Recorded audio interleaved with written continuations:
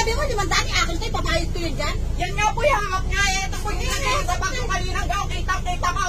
Kaya nga po nagreklamo ako na nawawala ako ng pera. Magreklamo ka kung naman sa'yo, kung sa'yo Hindi po kayo nagreklamo nga ron. Ayun yung video, oh. O, sige. Nakita rin po kayo kasi yung video. Oh, eh, akin yan eh. Sa'yo ba yan? Oh. Ibibigay ko sa'yo. Nakita ko pa. O, sige. Halika. Kuya, itanong mo kung may nawala sa kanya. O, sige. Kaya nga po nawala akong pera. Ninakaw ka, babalik ka! Ha? Siyempre, babalik na eh. Pinag-inaano ko na po kayo eh. Bakit kayo babalik ka? Nasabi niya kasi, Tingnan po, tingnan. Sige. May CCTV po tayo. O, sige po.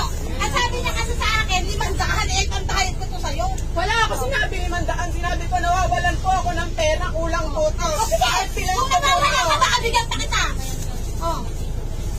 Kung nawawalan ka, kung sa'yo to, eh, babae. Hindi nga po yan yung pinaglalaban ko. Ito ang pinaglalaban ko kinuha niyo.